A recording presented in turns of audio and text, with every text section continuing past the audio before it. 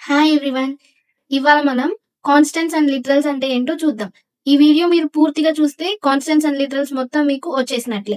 So, first constant అంటే ఏంటి? Constant అనేది ఒక స్పెషల్ టైప్ ఆఫ్ వేరియబుల్ అన్నమాట.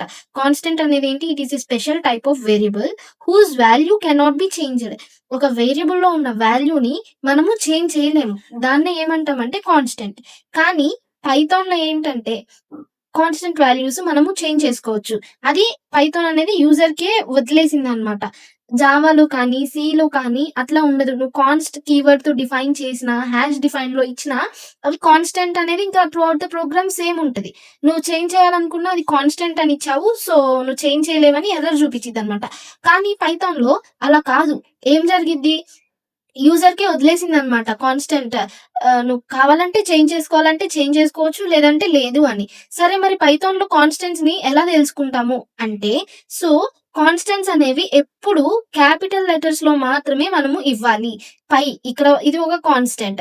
గ్రావిటీ అనేది కూడా కాన్స్టెంట్స్. ఇవి 2 ఎలా ఉన్నాయి? క్యాపిటల్ లెటర్స్‌లో మాత్రమే ఉన్నాయి కాబట్టి, అవి కాన్స్టెంట్స్ అని డిసైడ్ చేసి ప్రోగ్రామ్‌లో యూజర్ వాటిని చేంజ్ చేయకూడదు.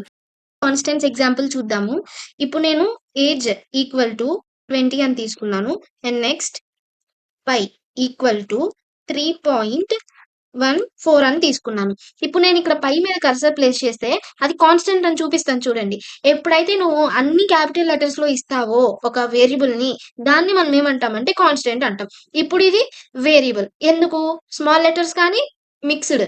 స్మాల్ అండ్ క్యాపిటల్ లెటర్స్ ఇచ్చినా దాన్నేమంటామంటే మనము వేరియబుల్ అంటాం. మొత్తం క్యాపిటల్‌లో ఇస్తే కాన్స్టెంట్ అంటాం. అది. ఇప్పుడు నేను ప్రింట్ చేస్తున్నా. P R I N T print of pi. Print చేసి నేను ఎగ్జిక్యూట్ చేయాలి అంటే Python space coding dot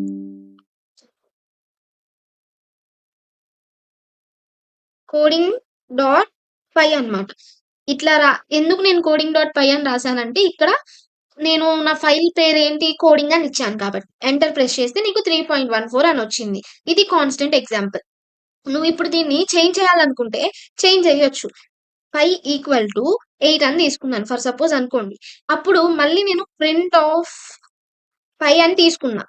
sorry. Print of పై అని తీసుకున్నా. ఇప్పుడు నేను మళ్ళీ ఎగ్జిక్యూట్ చేస్తే నీకేమొస్తుంది? 3.14 వస్తుంది, 8 వస్తుంది. అంటే కాన్స్టెంట్స్ వాల్యూ అనేది చేంజ్ చేయొచ్చు. అది యూజర్‌కి మాత్రమే యూజర్ మీదే డిపెండ్ అయ్యేలా చేసేసింది ఈ పైథాన్. సో, అది నీ ఇష్టం. నువ్వు చేంజ్ చేయాలనుకుంటే చేంజ్ చేసుకో కాన్స్టెంట్ వాల్యూ. కానీ ఏంటంటే బెటర్ ప్రోగ్రామింగ్‌లో కాన్స్టెంట్ వాల్యూని చేంజ్ చేయకూడదు.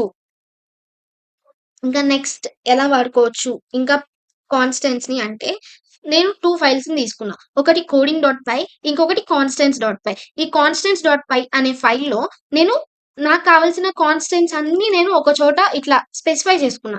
పై వాల్యూ 3.14 అని, గ్రావిటీ వాల్యూ 9.8 అని, అండ్ రేడియస్ వాల్యూ అనేది 9 తీసుకున్నా. ఒక సర్కిల్‌కి రేడియస్ నేను ఫిక్స్‌డ్ అనుకుంటున్నా. ఆ వాల్యూ 9. అంటే ఇక్కడ నీకు కాన్స్టెంట్స్ అనిపించేవి ఏవైనా సరే నువ్వు ఇక్కడ మెన్షన్ చేసుకోవచ్చు. ఆ తర్వాత ఇది కాన్స్టెంట్స్ డాట్ పై. నేను మెయిన్ కోడింగ్ డాట్ పైలోకొచ్చి ఇంపోర్ట్ కాన్స్టాంట్స్. ఇంపోర్ట్ కాన్స్టెంట్స్ అంటే ఏంటంటే, ఈ కాన్స్టెంట్స్ ఇలా రాసిన తర్వాత, ఈ కాన్స్టెంట్స్ డాట్ పై అనేది మనము ఇంపోర్ట్ చేసుకుంటున్నాం. ఈ కోడింగ్ డాట్ పైలోకి. ఆ తర్వాత నువ్వు ఇంక దీంట్లో ఉన్న మ్యాటర్ అంతా ఇక్కడ యూజ్ చేసుకోవచ్చు. సో, నేనిప్పుడు ప్రింట్ కాన్స్టాంట్స్ డాట్ పై. ఎందుకు? ఈ పై వాల్యూ మనకెక్కడుంది? కాన్స్టాంట్స్ డాట్ పైలో ఉంది కాబట్టి, కాన్స్టాంట్స్ డాట్ పై అని మనం మెన్షన్ చేయాలి. ఇప్పుడు నీకిక్కడ ఏం ప్రింట్ అవ్వాలి? 3.14 అని ప్రింట్ అవ్వాలి. నెక్స్ట్ నేను ఏరియా కాలిక్యులేట్ చేయాలనుకుంటున్నా. ఏరియా ఫార్ములా ఏంటి? Pi r square. Area of circle formula ఏంటి? Pi r square. ఇక్కడ constants dot pi into constants dot r double asterisk 2. ఈ ఆర్ డబుల్ ఆస్ట్రిక్ 2 అంటే ఏంటంటే ఆర్ పవర్ 2 అని అర్థం.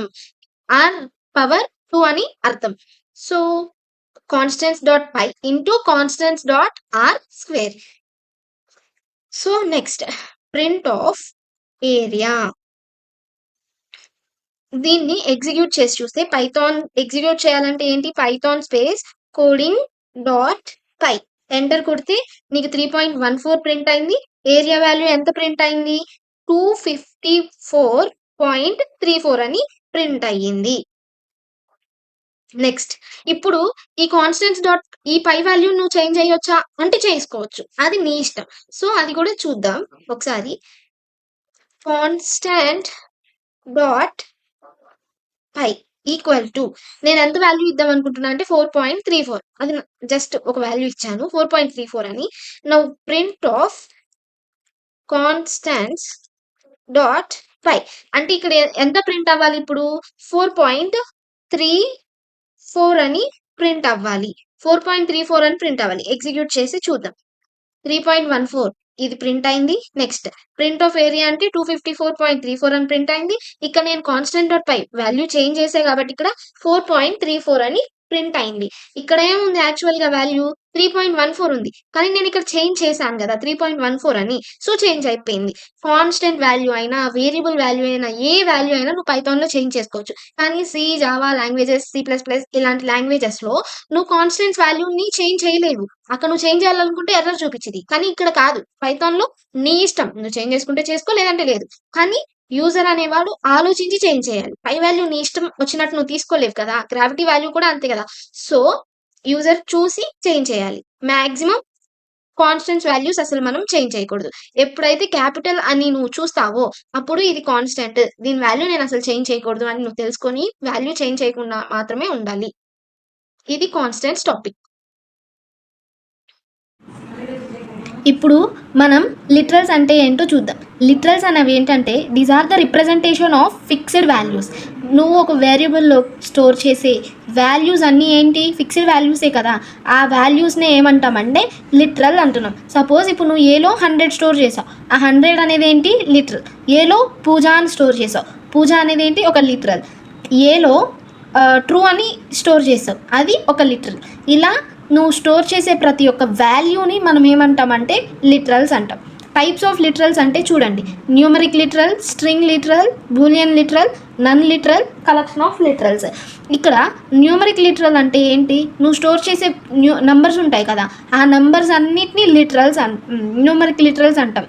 1, 0, 5, 16, 17, 18 ఇట్లా ప్రతి ఒక్క నెంబర్ని న్యూమరిక్ లిటరల్ అంటాం. స్ట్రింగ్ లిటరల్ అంటే ఏంటి, నేమ్స్ కానీ నువ్వు ఇచ్చే స్ట్రింగ్ డబుల్ కోట్స్లో ఏదైతే పెడతావో దాన్ని ఏమంటామంటే స్ట్రింగ్ అంటాం. అవన్నీ ఏంటంటే స్ట్రింగ్ లిటరల్స్. బూలియన్ లిటరల్స్ అంటే ఏంటి, true false. Boolean literals true false, ఒకటి ఏదైనా ట్రూ అని చెప్పడానికి రిప్రజెంటేషన్ 1, ఫాల్స్ 0. ఇవి ట్రూ ఆర్ ఫాల్స్ అని చెప్పడానికి యూజ్ చేస్తాం.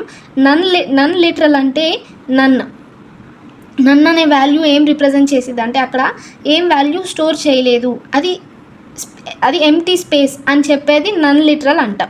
కలెక్షన్ ఆఫ్ లిటరల్స్ అంటే లిస్ట్, టబుల్, డిక్షనరీ, సెట్స్ ఇవన్నీ మీకు ఫర్దర్గా వస్తాయి.